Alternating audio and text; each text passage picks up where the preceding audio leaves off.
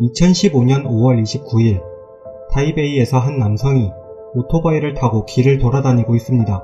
그의 오토바이가 멈춘 곳은 타이베이의 한 초등학교. 그는 1.4m의 낮은 담을 넘어 초등학교로 들어갑니다. 교내에서도 무언가를 찾으며 돌아다니던 남성은 건물의 4층에서 방과 후에 학교에 홀로 남아있던 한 명의 여자아이가 화장실로 들어가는 것을 보게 됩니다. 그리고 남성은 원하는 것을 찾은 것처럼 그 뒤를 따라갑니다. 내가 사람을 죽였는데요. 경찰이 도착한 현장에서는 의식이 없는 여자아이를 발견하고 4층과 5층 사이의 계단에서는 한 남성이 태연하게 앉아있는 것을 봅니다. 무릎에 남아있는 흔적을 보자마자 경찰은 이 남성이 범인임을 직감합니다. 오후 5시 여자아이는 다급하게 병원으로 호송되어 의사는 여자아이의 상태를 살펴보았습니다. 경동맥과 근육이 모두 완전히 끊어진 상태였고 4시간에 걸친 봉합수술을 진행합니다. 수술은 성공적이었고 모두가 아이를 살려냈다고 안도하던 그때 상태가 악화되며 심장이 멈춥니다. 1시간 반에 걸친 심폐소생술에 뇌로 혈액이 공급되지 않아 뇌사가 진행되었으며 뇌압도 일반인의 2배에 달하던 상태였죠. 여기서 수술을 한다고 하더라도 아이는 평생을 뇌사자로 살아야 했고 10시 43분 가족들은 평생 기억에 남을 심폐소생술 포기 동의서에 서명하게 됩니다. 经过10几个小时的不断的抢救，还是没办法挽回这个。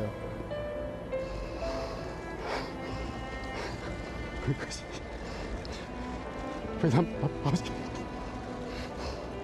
학교에서는 피해 여자아이의 추모가 이어졌습니다. 한 명의 여동생과 부모님까지 4인 가족은 화목하고 행복하게 살고 있는 가정이었습니다.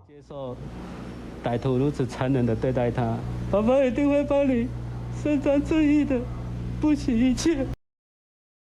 아버지의 눈은 이미 눈물로 가득 차 있었습니다. 대만 시민들도 함께 슬픔의 감정에 휩싸여 있었지만 아이를 다시 살릴 수 없다는 이 현실은 변하지 않았습니다.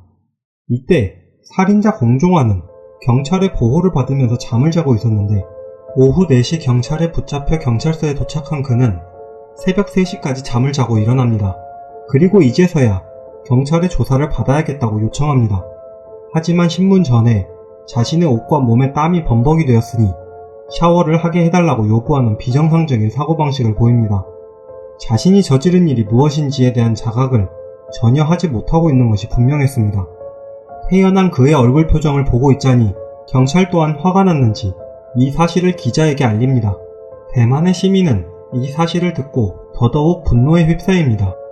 그런데 공종환은 이 모든 것을 즐기고 있는 듯한 얼굴 표정을 짓고 있었습니다.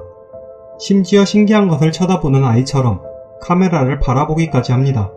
도대체 무슨 생각으로 살인을 저지른 것이었을까요? 그리고 왜 어린 소녀의 생명을 앗아간 것이었을까요?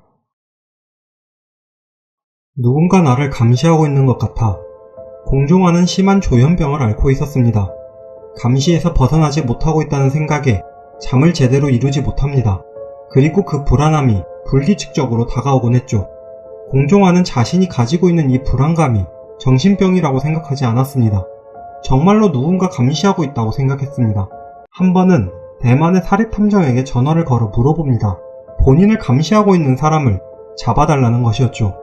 결국 본인이 원하는 답을 얻지 못하자 그가 마지막으로 했던 한마디를 당시 전화를 받았던 직원은 똑똑히 기억합니다.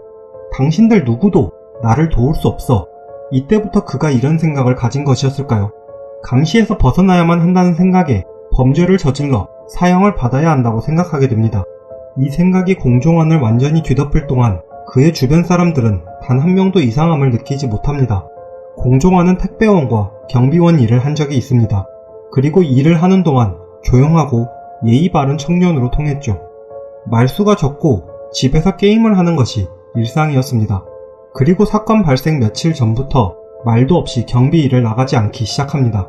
2015년 5월 29일 새벽 2시에서 4시까지 공종환은 홀로 길을 걷는 사람들을 찾아다녔습니다. 바로 자신이 범행을 저지르기 쉬운 대상을 찾는 것이었죠. 2시간에 걸쳐 여러 사람을 보았지만 선뜻 나서지는 못합니다. 그동안 어느 정도 불안감이 사그라들자 집으로 돌아와 잠을 잡니다. 점심에 일어나 게임을 하던 중 또다시 본인을 쳐다보고 있는 듯한 강한 느낌을 받습니다. 얼마 되지 않아 밖으로 외출을 준비합니다. 그리고 오토바이를 타고 쌍전로, 대동로, 문화3로, 중앙북로를 돌아다니다가 자신이 졸업했던 문화초등학교를 발견하면서 끔찍한 사건이 일어나게 된 것이었습니다. 공종화는 초등학교에서도 대상을 고를 때 어린아이가 2명이 함께하면 범행의 대상에서 제외했습니다. 당시 피해자는 학교의 방과 후 활동으로 고금을 배우려고 했었다고 합니다. 그 누가 학교 내에 이런 비정상적인 사람이 들어올 것이라고 생각을 했을까요? 그리고 그에 대한 판결이 내려집니다. 2015년 7월 15일 검찰은 공종환에 대해 정신감정과 인지능력 검사를 진행했습니다. 그리고 일반인과 다르지 않은 정상적인 수준을 보입니다. 이것을 근거로 사형이 내려져야 한다고 판사에게 주장합니다. 하지만 2016년 2월 26일 사림지방법원에서 1심 재판이 열리고 심한 조현병을 이유로 무기징역을 선고합니다. 이어진 2017년 5월 9일 고등법원의 2심 재판에서 공종환은 자신의 정신상태는 지극히 정상적이며 나에게 사형을 구형해달라고 요청합니다. 하지만 그럼에도 그에 대한 무기징역은 변경되지 못했습니다. 2017년 8월 3일 최고법원에서 진행한 3심에서도 동일한 무기징역이 유지됩니다. 공종환의 판결문에서는 그의 인지능력과 사고능력은 정상인과 같았으며 또한 그의 범행이 사회에 주는 파장으로 감형이 어렵다는 내용이 주를 이룹니다. 하지만 공종환의 조현병은 분명하고 그가 한 번도 정신과 치료를 받아보지 못했다는 것이 그에 대한 사형을 내리지 않는 근거가 됩니다. 치료의 가능성이 있다는 것이었죠. 그는 감옥에서 지하철 무차별 살해 사건을 저지른 정지혜와 만나기도 했습니다. 대만 전역을 들썩이게 했던 이 둘은 무슨 얘기를 나누었을까요? 가족과 오랜 시간 연락이 되지 않았다고 하는 그의 형, 아들을 찾으러 갔다가 다리가 부러진 공종환의 아버지, 그리고 그런 그에게 강한 분노를 가지고 있는 친형은 동생을 대신하여 전 국민에게 사과를 합니다. 그에 대한 객관적인 판결은 무엇이 옳았을까요?